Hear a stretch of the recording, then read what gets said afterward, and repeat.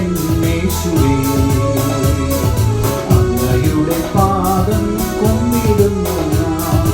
അകലാത്ത എന്നേശുവേ, അങ്ങയുടെ പാദം കുമ്പിടുന്നു ഞാൻ.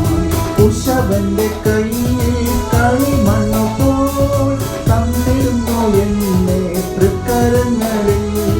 മെനഞ്ഞിടണമേ വാർത്തെടുക്കണേ, ദിവ്യഗീതം പോലെ ഇടയാമല്ലേ. മെനഞ്ഞിടണമേ വാർത്തെടുക്കണേ, ദിവ്യഗീതം പോലെ ഇടയാമല്ലേ. ദൈവനാമത്തിന് മഹത്വമുണ്ടാകട്ടെ. ഇന്നത്തെ പ്രഭാതധ്യാനത്തിനായി 55-ാം സങ്കീർത്തനം 19-ാം വാക്യം. ദൈവം കേട്ട് അവർക്ക് ഉത്തരമരുളും, പുരാതനമേ സിംഹാസനസ്ഥനായവൻ തന്നെ.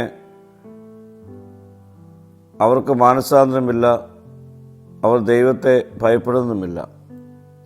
ഇന്നത്തെ വചനത്തിൽ ദൈവത്തിൻ്റെ ശക്തിയും നീതിയും മനുഷ്യൻ്റെ ഉത്തരവാദിത്വവും ഒരുപോലെ കാണുവാൻ കഴിയും. ദൈവം കേൾക്കുന്ന ദൈവമാണ്. നാം പ്രാർത്ഥിക്കുമ്പോൾ അവൻ കേൾക്കുന്നു.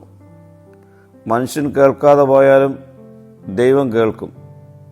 നമ്മുടെ വായിൽ നിന്ന് പുറപ്പെടുന്ന വാക്കുകൾ മാത്രമല്ല, ഹൃദയത്തിൻ്റെ നിലവിളിയും അവൻ മനസ്സിലാക്കുന്നു. അതുകൊണ്ട് നമ്മുടെ പ്രാർത്ഥന ഒരിക്കലും വ്യർത്ഥമല്ല. ദൈവം പുരാതന സിംഹാസനസ്ഥനായവനാണ്. ഈ ലോകത്തിലെ അധികാരങ്ങളും സ്ഥാനങ്ങളും മാറിക്കൊണ്ടിരിക്കും, എന്നാൽ ദൈവത്തിൻ്റെ സിംഹാസനം മാറുന്നില്ല. നമ്മുടെ ദൈവം ഇന്നലെയും ഇന്നും എന്നേക്കും അതേ ദൈവമാണ്. മാനസാന്തരമില്ലാത്ത ഹൃദയം അപകടകരമാണ്. മനുഷ്യർ പാപം ചെയ്യുന്നത് മാത്രമല്ല പ്രശ്നം, പാപത്തെ തുടരാനും അതിനെക്കുറിച്ച് മാനസാന്തരപ്പെടാതിരിക്കുവാനും തുടങ്ങുമ്പോഴാണ് അത് വലിയ അപകടമായി തീരുന്നത്. ദൈവം നമ്മെ സ്നേഹിക്കുന്നുണ്ട്, എന്നാൽ ദൈവത്തിൻ്റെ സ്നേഹം നമ്മുടെ പാപത്തെ അംഗീകരിക്കുന്നു എന്നല്ല. പാപത്തിൽ നിന്ന് തിരിഞ്ഞ് ദൈവത്തിങ്കിലേക്ക് മടങ്ങി വരുന്നതാണ് യഥാർത്ഥ മാനസാന്തരം. തുടർന്ന് വചനം പറയുന്നു, അവർ ദൈവത്തെ ഭയപ്പെടുന്നുമില്ല. ദൈവഭയം എന്നത് ദൈവത്തെക്കുറിച്ചുള്ള ഭയത്തിൽ വിറയ്ക്കുക എന്നതിലുപരി ദൈവത്തെ ബഹുമാനിക്കുകയും അവൻ്റെ വചനം അനുസരിക്കുകയും ചെയ്യുന്ന ഹൃദയമാണ്.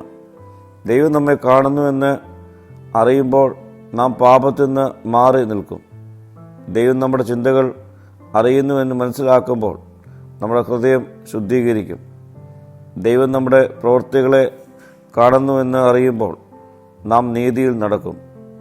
ദൈവഭയമുള്ള ഹൃദയം ദൈവത്തെ പ്രസാദിപ്പിക്കുവാൻ ആഗ്രഹിക്കും. പ്രിയമുള്ളവരെ, നമുക്ക് ദൈവത്തോട് പ്രാർത്ഥിക്കാം. കർത്താവേ, എൻ്റെ ഹൃദയം പരിശോധിക്കണമേ, എന്നിൽ മാനസാന്തരമുള്ള ഹൃദയം തരണമേ, ദൈവഭയത്തോട് ജീവിക്കുവാൻ എന്നെ സഹായിക്കണമേ. മഹത്വം നീ എടുക്കണം. യേശുവിൻ്റെ നാമത്തിൽ തന്നെ. ആമീൻ.